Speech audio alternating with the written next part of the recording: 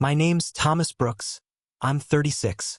I've never been the kind of guy who believes life happens on a grand stage. I've always believed the real stuff, the truth, happens in the quiet moments, in how people treat you when no one's watching. But lately, I've learned the stage tells you just as much, especially when you're not the one standing on it. My wife, Maddie, is a powerhouse. She's 34, brilliant, articulate, the kind of person who walks into a room and suddenly everyone's alert, engaged, trying to impress her.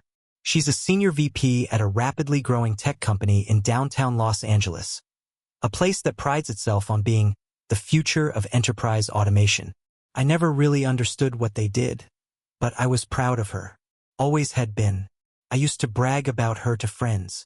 She's scary smart, I'd say, like it was a flex for both of us. That night was supposed to be about celebrating that.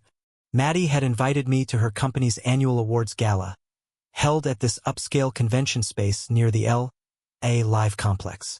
The event was black tie, catered, professionally lit and live-streamed, corporate America's version of the Oscars.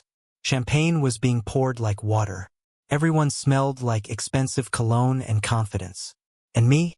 I was just glad I found a suit that still fit. We got there around 6:30. Maddie had to check in with the event coordinators, so I hovered near the entrance for a while, sipping club soda, trying not to feel like a husband-shaped accessory. The place was buzzing, tall glass walls, sleek lighting, huge LED screens flashing company slogans. I remember thinking how surreal it felt, like stepping into a world where people wore their ambition like armor. Eventually, Maddie came back and took me by the arm. She looked stunning. Deep blue dress, low back, her hair in soft curls. I told her she looked incredible. She smiled and said, "You clean up pretty well too, Mr. Brooks." It was one of those little things you tell yourself to remember. Back when you think you're still a team. The dinner started.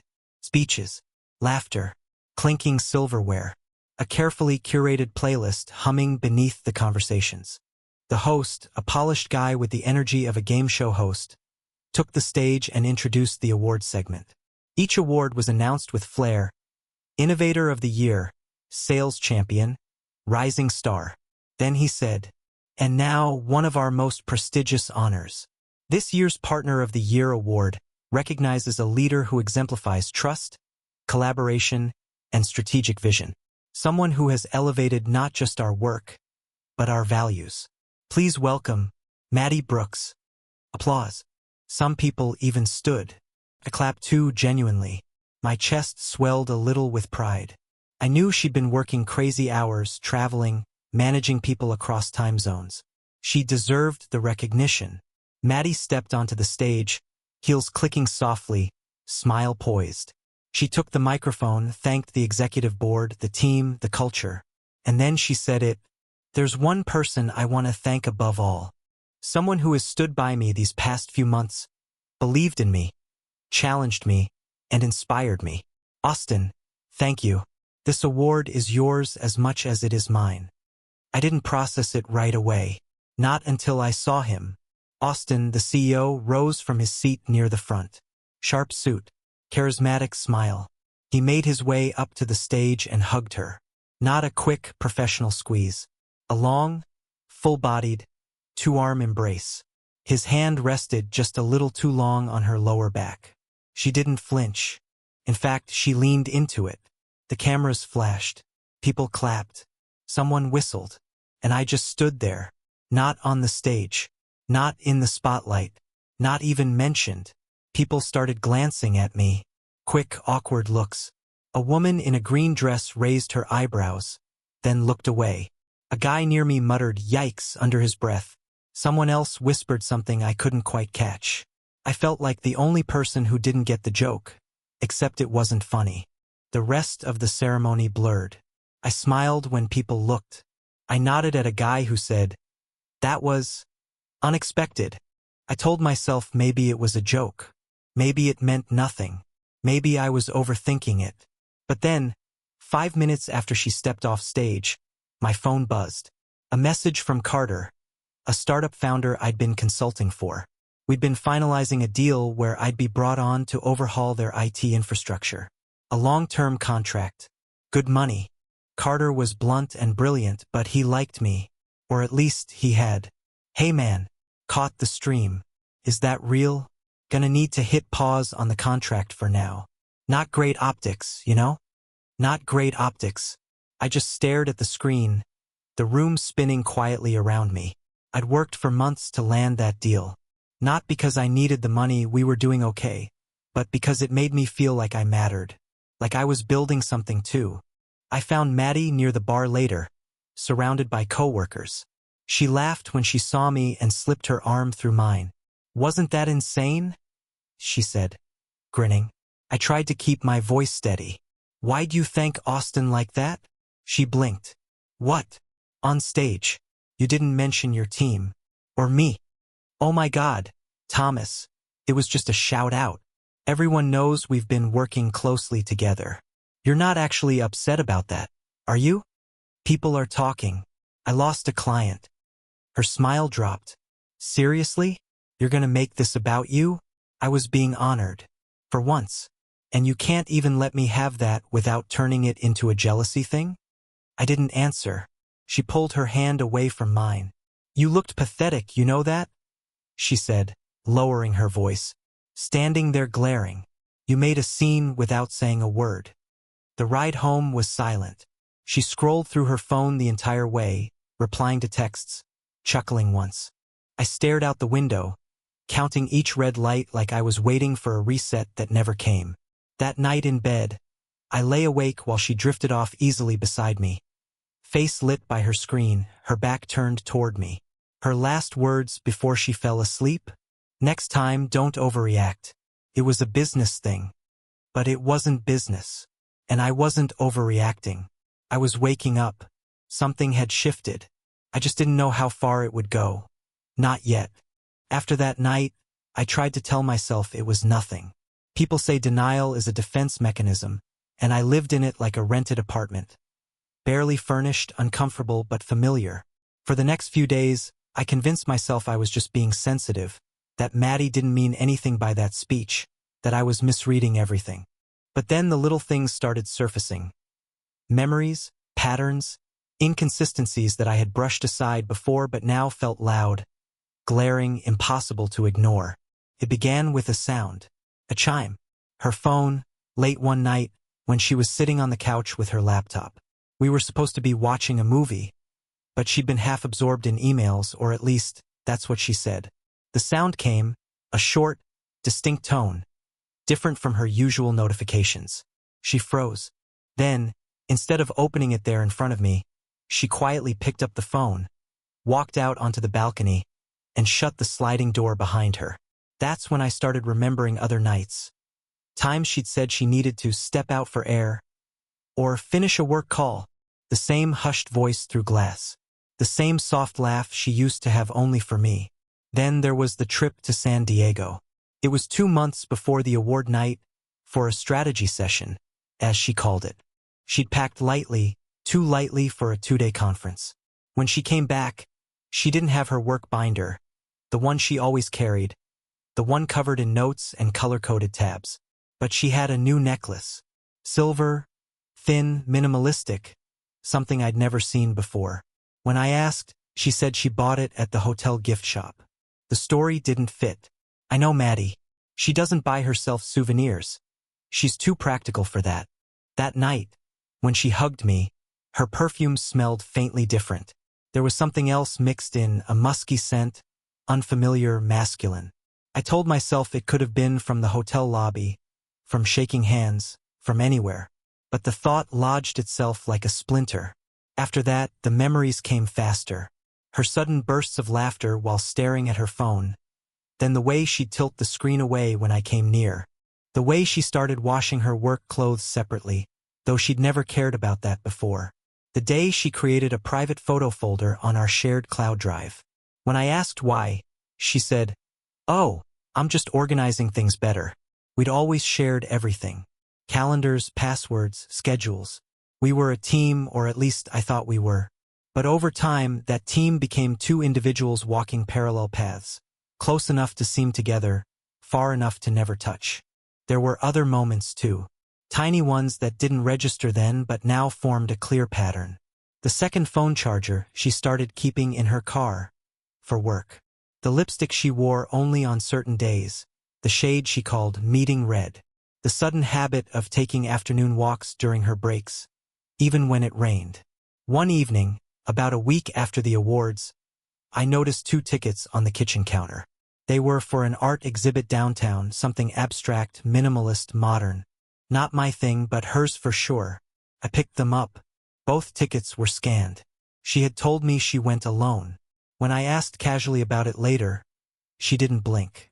"Oh, one was for a coworker who didn't show up," she said, stirring her coffee like it was just another Tuesday. I wanted to believe her. God, I did. But there was a tiny smudge of fingerprint grease on the second ticket. One larger than hers, square-shaped, like a man's thumbprint. That's when I started noticing the way her face changed when she looked at her phone. It wasn't just happiness, it was warmth. It was connection. The kind she hadn't shown me in months. I used to be the reason for that smile. I used to be the one who made her laugh. But now, when she looked at me, it was like she was remembering something else. Something better. I started keeping mental notes, not out of paranoia, but out of survival. I wasn't digging for dirt. I just wanted the truth. I needed to know if I was losing my mind or if the reality I'd built with her was actually crumbling. One night, she came home later than usual. Said she had dinner with clients. Her makeup was perfect, her hair freshly styled. There was no smell of alcohol or food, just perfume and something faintly citrusy, something clean. I asked where she'd eaten. She said, "That new place near Fairfax." I asked what she ordered. She hesitated for just a beat before saying, "Salmon." I looked it up later. That restaurant didn't even serve salmon. The thing about betrayal is that it's not one big explosion. It's erosion. Slow, quiet, invisible until it's too late. You start with a solid foundation and piece by piece it dissolves. A lie here, a secret there, a name that means too much, a silence that lasts too long. I found myself analyzing every little thing she said, every gesture, every tone. I hated it. I didn't want to become that guy, the suspicious husband snooping through shadows. But once you've seen even a glimpse of the truth, it's impossible to unsee it. I tried to talk to her again one night. I told her I felt distant, that I missed us. She sighed like I just asked her to do laundry. "Thomas, not everything has to mean something," she said, eyes glued to her screen. "I'm just tired. You're reading into things that aren't there." But there was something there, something she wouldn't name. I remember one morning, early February, when I woke up before her. The light was just creeping through the blinds.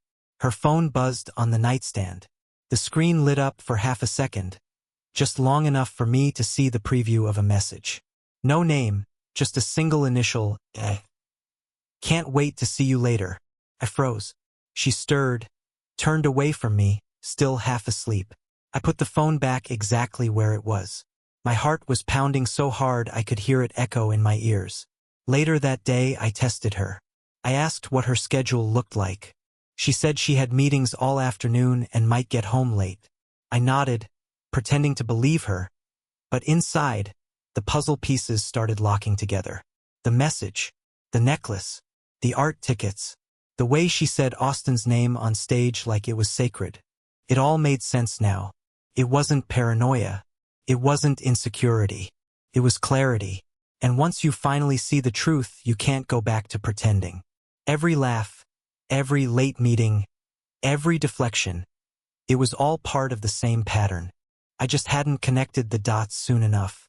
Because when someone's lying to you, they're not just hiding what they're doing. They're rewriting who you are. And by the time I realized it, I was no longer her husband. I was just the man standing in the background of her new story. It happened on a Thursday in March, one of those gray California mornings that can't decide whether to rain or shine. I was supposed to be gone for 3 days, a client audit in Vancouver. I remember kissing Maddie goodbye before dawn. She barely woke up, just mumbled something like, "Text me when you land." I grabbed my suitcase, caught an Uber, and headed for LAX, unaware that the next few hours would change everything. The flight was cancelled, engine trouble, the captain said. The next available one wasn't until the following day. I stood in line for a hotel voucher, but then a thought hit me. I didn't have to go anywhere. Maddie wouldn't expect me. I could just go home, surprise her. Maybe cook dinner, watch one of those shows she loved. I wanted to do something simple, something normal. Something that would remind us both who we were before all this distance crept in. I didn't text her. I didn't call. I just took a taxi back. 40 minutes later, I was standing in front of our house. The one with the white porch railing she'd insisted we repaint last summer. Everything looked normal, calm, but something was off. Her car was parked differently, angled slightly across the driveway instead of straight. That tiny detail stuck in my head. Maddie was meticulous. She never parked like that. I unlocked the door and stepped inside. The house smelled faintly of vanilla candles, the kind she used for relaxation nights. There was soft music playing somewhere upstairs, something acoustic, familiar but low. I set my bag down quietly and called out, "Maddie!" No answer. The kitchen caught my eye first. 2 wine glasses on the counter, half full. A bottle of red, open. Fresh flowers, tulips, in a vase I didn't recognize. Next to the sink, 2 plates with bits of pasta still clinging to the edges. 1 fork, 1 spoon. A flicker of laughter came from upstairs, muffled but unmistakable. I stood frozen, hand on the counter. My mind was trying to rationalize. Maybe she'd invited a friend over. Maybe her sister was visiting. But then I saw it. A man's dress shirt draped over the banister of the stairs. Pale gray, not mine. I stared at it for a long time, like maybe it would explain itself if I just looked hard enough. I walked up the stairs, slowly, each step heavier than the last. My heartbeat sounded like footsteps echoing in my chest. The bedroom door was half open. I pushed it gently, and there they were. Maddie sat on the edge of our bed, wearing my favorite shirt, the light blue one she always said made her feel cozy. It was half unbuttoned. Her legs were crossed, and she was laughing. That same easy, melodic laugh that had gone missing for months. Austin sat behind her, shirtless, his hair messy, his hand tracing lazy circles on her thigh. Took a second for them to notice me. Then Maddie turned her head. The laughter stopped mid-breath. Her face drained of color. Austin froze, his eyes wide. He stood up quickly, mumbling something that didn't sound like words. For a moment, everything felt silent, like the air itself was holding its breath. I didn't yell. I didn't move. I just stood there, one hand still on the doorframe.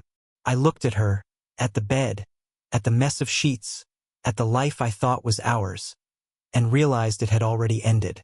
Maddie stammered, "Thomas, this isn't." But the words fell apart before they left her mouth. Austin grabbed his shirt and stepped back, muttering, "I'll go." He brushed past me, eyes low, reeking of guilt and cologne. The same cologne I'd smelled on her that night she came back from San Diego. She started crying, reaching for me, but I didn't step closer. I just stared at her. I wanted to say something, anything, but there were no words that could fill that kind of silence. Everything I could have said felt too small for what I was seeing. She whispered, "Please. It's not what it looks like." I almost laughed. The cliché of it all, the line, the timing, the absurdity. But there was no humor left in me. I just felt hollow. I turned and walked out. Down the stairs, past the half-eaten dinner, past the candles, past the framed photo of us at Yosemite hanging by the door. She followed, barefoot, still buttoning the shirt. "Thomas, please listen to me," she said, voice breaking. But I didn't. I opened the door, stepped outside, and for the first time since I married her, I didn't feel the need to explain myself. In the driveway, I heard her sobbing behind me, calling my name. I kept walking. I got into my car and drove. No destination, just away. At a stoplight, I finally exhaled, realizing my hands were shaking. The reality hit in fragments, the wine glasses, the flowers, the laugh, the shirt on the stairs. I saw it all again in flashes, each detail cutting deeper. I pulled over near a gas station and sat there for what felt like hours, engine idling, hands gripping the wheel so tightly my knuckles turned white. The silence inside the car was suffocating. I wanted to scream, but no sound came out. My throat burned, but my voice was gone. When I finally looked at my phone, I saw missed calls. 2 from her. 1 voicemail. I didn't listen. I didn't need to. The image of her on that bed was enough to fill every silence. Around midnight, I parked by the pier, staring at the water. The city lights shimmered on the surface, broken and uneven, just like everything else. I thought about how we used to walk there after dinner, sharing ice cream, talking about where we'd travel next. Paris, Florence. She always said she wanted to see the world with me. Turns out, she started without me. I sat there until dawn, watching fishermen cast lines, listening to the waves, trying to make sense of something senseless. What surprised me most wasn't the betrayal itself. It was the calm. I didn't feel rage. I didn't feel heartbreak. I felt finality, like a chapter had slammed shut, and I was standing in the empty space between what was and what would never be again. By the time the sun rose, I'd already made my decision. I wasn't going back. Not to that house. Not to her apologies. Not to the man I was before that moment. I started the car, turned off my phone, and drove north. No plan, no destination. Just distance. Each mile between us felt like a breath of air after drowning. And as the city faded in my rearview mirror, I realized something that chilled me and freed me all at once. If that flight hadn't been canceled, I never would have known. I would have kept living in that quiet, careful lie, smiling through every dinner, holding her hand while she texted someone else. I would have never seen the truth hiding behind her words. But fate, or maybe bad timing, had given me a gift disguised as pain. It showed me everything I needed to know. And from that moment on, I promised myself one thing. I'd never let anyone write my story for me again. When I left Los Angeles, I didn't tell anyone. Not my friends, not my family, not even my employer. One day I was Thomas Brooks, IT auditor, husband of a successful corporate executive. The next I was gone. A ghost swallowed by the interstate. The world didn't even notice. I drove north first, then east, cutting through the Mojave, through Nevada, into Idaho. I slept in motels that smelled like old coffee and disinfectant. Sometimes I'd wake up in the middle of the night, convinced I was still in that house, that I could hear Maddie's voice somewhere nearby. Then the hum of the air conditioner or the creak of the walls would remind me. No, that life was gone. I didn't cry. I didn't scream. I just moved. Movement became my only purpose. Gas stations, drive-thrus, empty highways. The road blurred everything into insignificance. Somewhere between the state lines, my wedding ring started to feel heavy, like it didn't belong on my hand anymore. I took it off at a rest stop near Helena and left it in the glove compartment. I never put it back on. Eventually, I found myself in Montana, Bozeman to be exact.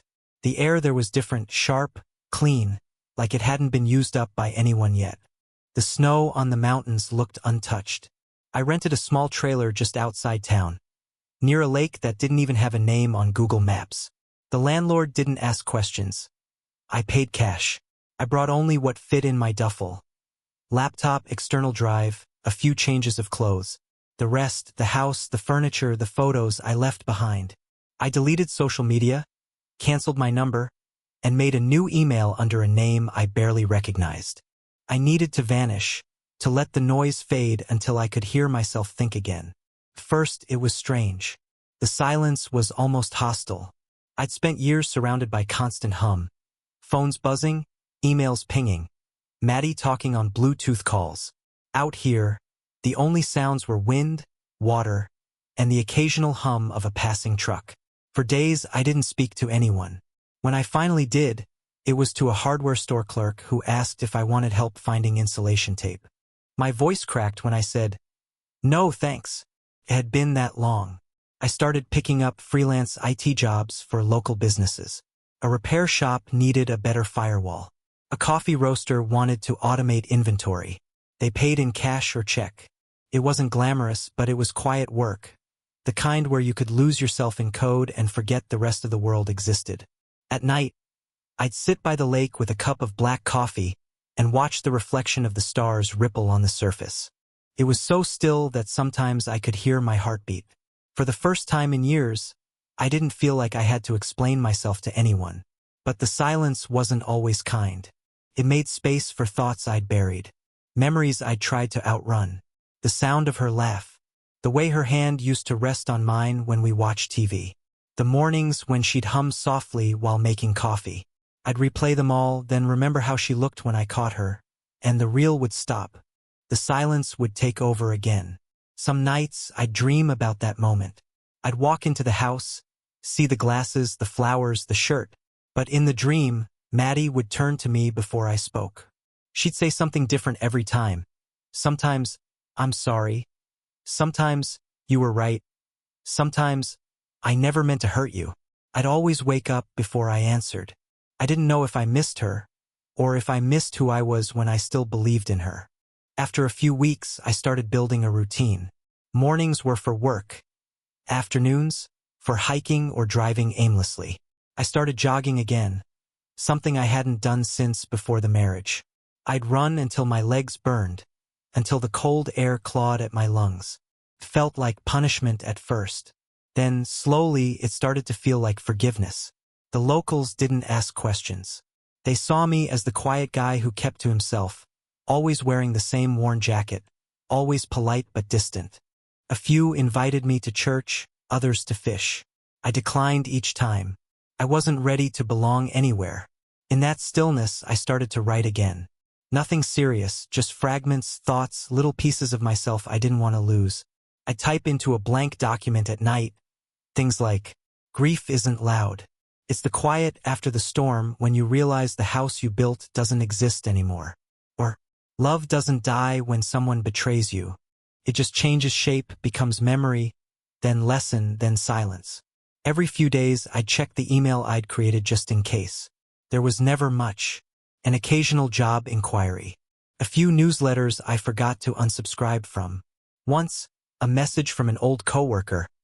"Man, where'd you go? Maddie said you're traveling. Hope you're okay." I didn't reply.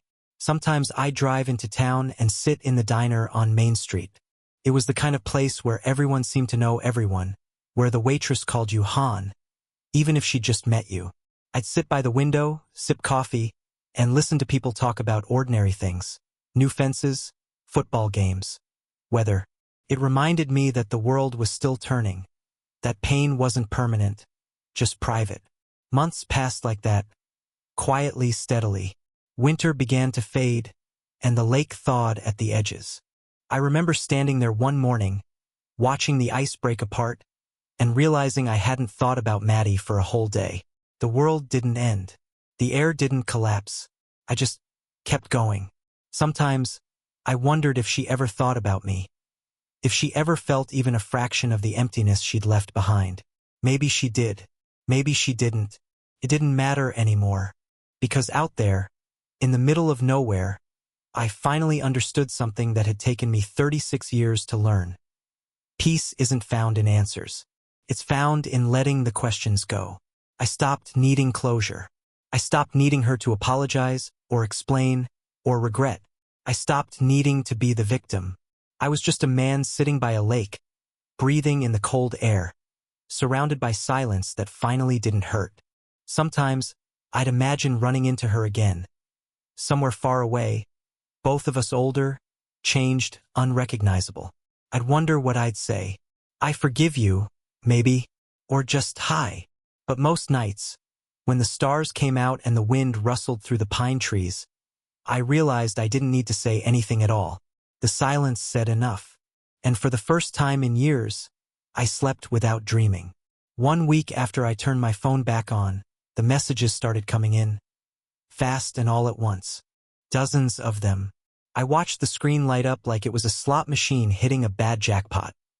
Maddie, 23 unread. Austin, 2. Mom, unknown number. Work. The silence I had cherished so deeply for those weeks was suddenly being cracked open, flooded with voices from a life I wasn't part of anymore. The first message from Maddie was exactly what I expected. "Thomas, please. I'm sorry. I don't know what to say except I miss you. Please just talk to me." A minute later, another, I know I messed everything up. I don't expect you to forgive me, but I need you to hear me. Then came a voice message. Her voice was quiet, like she'd been crying or trying not to. She said she'd been in therapy, that she'd started journaling, trying to untangle the chaos in her head, that I was the only person who ever really knew her. She sounded small, not the polished version of her that used to command boardrooms, but the raw, uncertain Maddie I hadn't heard in years. Then came the shift, a text that hit harder than she probably realized. You weren't perfect either. It was subtle, like slipping a knife between two ribs instead of shoving it through the chest. I read it 4 times before I put the phone down. That sentence said everything. The apology had an asterisk. The sorrow came with fine print. She wanted me to come back, yes, but not because she saw what she'd done. More because she didn't want to carry the weight alone. I didn't respond. That afternoon, an email arrived from Austin. Short, clinical. Thomas, I want to apologize. I never meant for things to happen this way. I know I crossed a line. I fear I've put my position at risk and caused damage that can't be undone. I hope you can one day separate who I am from the mistake I made. No mention of love. No mention of Maddie. Just fear. A man trying to protect his job, not his conscience. It wasn't an apology. It was a preemptive defense. 2 days later, her mother called. I didn't answer, but the voicemail came through. Thomas, this is Laura. I know it's not my place, but Maddie. She's not well. She's confused. She's broken. Please don't shut her out completely. You've always been her compass. And she's lost without you. Her compass. I sat with that for a while, staring at the mountains outside my window. They didn't need a compass. They didn't need permission to stand tall. They didn't shrink because someone walked away. And I realized something. I wasn't lost. I wasn't broken. I wasn't some hollowed-out man waiting for her to find me again. I was healing, quietly, on my own terms. A few nights later, I played one of the voice messages. Just one. Maddie's voice trembled as she said, Do you remember the night we danced in the kitchen? You had that stupid jazz playlist on and we burnt the pasta. I think about that all the time. I think about what we used to be before we became whatever we are now. There was a pause. Then she added, I don't even know who I am without you. And that was the clearest sentence she had said in all the messages. Not I miss you. Not I'm sorry. But I don't know who I am without you. And maybe that was always the problem. Because for the past 10 years, I think I had been the scaffolding for her identity. The dependable one, the stable one, the one she leaned on while she climbed higher. And once she reached a certain height, she looked down and saw me as part of the structure. Useful, sturdy, but not part of the skyline. Not part of her vision. And now, without the scaffolding, everything wobbled. She thought if I came back, the structure would stabilize again. But I wasn't a support beam anymore.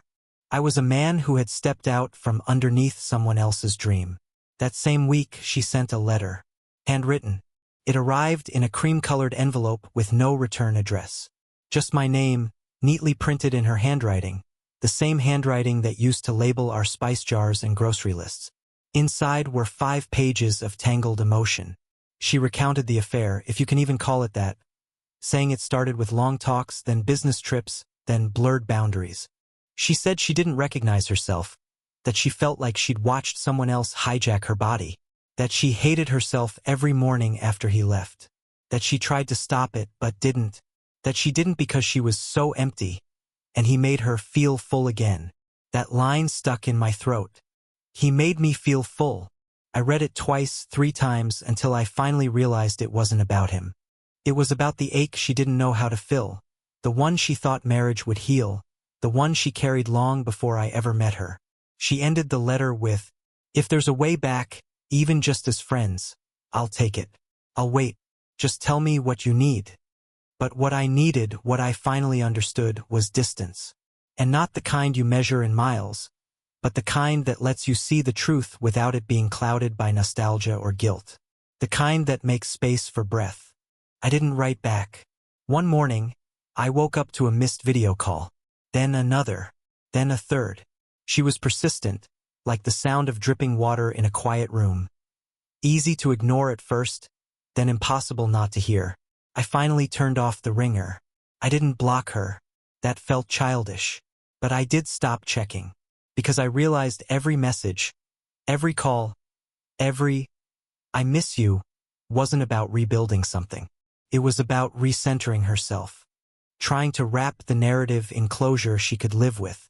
And I wasn't going to be her chapter ending. She had stepped on stage and chosen someone else. And in doing so, she stepped off the path we were on. I didn't push her. I didn't leave her behind. She just turned one way, and I turned another. It wasn't war. It wasn't even revenge. It was release. That's what real closure is, not confrontation, not confession. Just release. Letting go of the need to be understood. Letting go of the version of myself I'd been trying to hold together in the ruins of our story. She tried to fix it. I believe that. But sometimes, damage doesn't come with a reset button. Sometimes it comes with a mirror. And when I looked into that mirror, I saw someone I hadn't seen in years. Someone quiet, whole, untethered. I saw a man who wasn't waiting to be chosen again. I saw me.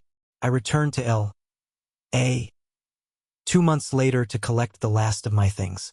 She was home, sitting on the floor, holding an old photo of us. Her eyes were red, but I felt nothing. I packed in silence. She whispered, "The house feels empty without you." I nodded and said, "It felt empty even when I was in it." Before I left, I turned once and added, "Thank the stage. That's where you lost me." And I meant it. I live quietly now in Arizona, near the hills. Mornings are calm. My dog Buster always by my side. I work, I walk, I rest. No drama, no noise. Sometimes Maddie messages. I understand what I lost. But I never reply. I don't need closure from her. I already found it in the silence, in the stillness. I don't need to be anyone's anything. I'm not waiting, not mourning. I'm just living. And finally, that's enough.